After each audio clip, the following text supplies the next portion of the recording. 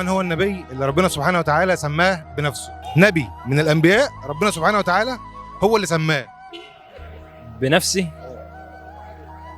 نبي من الانبياء ربنا سبحانه وتعالى هو اللي سماه. سيدنا عيسى. عيسى. عيسى؟ اه. لا. ايه.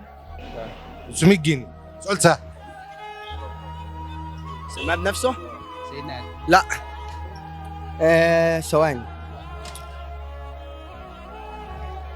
اكيد مش سيدنا محمد برضه. مش سيدنا محمد طبعا. لا سيدنا نوح. وغالبا ادم سيدنا ادم. اول نبي.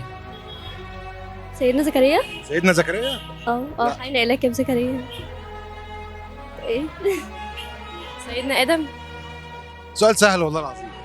يوم اطلع يا اسطى تستريقوا عليا، انا عارف ان هو سهل. ما انا فاكره بس مش فاكره الاسم. سيدنا سليمان. لا مش سليمان برضه. ابراهيم. سيدنا ابراهيم. سيدنا ابراهيم؟ لا. ادم. عايز. ادم. لو قلت لكم على اسمه هتقولوا لي الايه اللي ذكر فيها. طب قول كده. ممكن. لو قلت لكم على اسم النبي هتجيبوا لي الايه. تمام. بكون. لا يا حبيبي لا. لم نجعل لهم الآية اللي مش حافظ الآية بالظبط.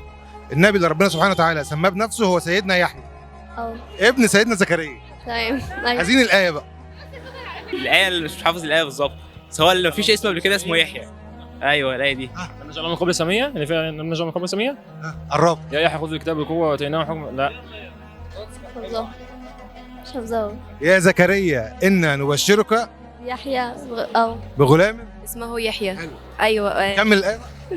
لو قلنا اسم النبي وقلنا الايه، تمام. لو قلنا اسم السوره مبروك عليك 500 جنيه.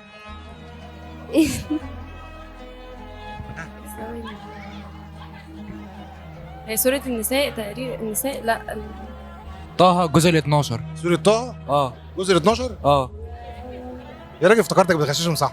اصلا. ما السوره دي لا خالص.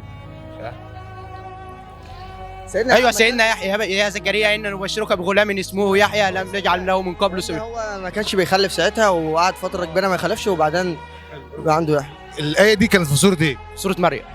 كاف يا عين صاد ذكر رحمة ربك عبده زكريا إذ نادى ربه نداء خفيا قال رب إني وهل العظم مني واشتعل الرأس شيبا ولم أكن بدعائك رب شقيا وإني خفت الموالي من ورائي وكانت امرأتي عاقرة فهب لي من لدنك وليا يرثني ويرث من آل يعقوب واجعله ربي رضيا يا زكريا إنا نبشرك بغلام اسمه يحيى لم نجعل له من قبل سميا. صدق الله العظيم. صدق الله. برافو عليك. مبروك عليك.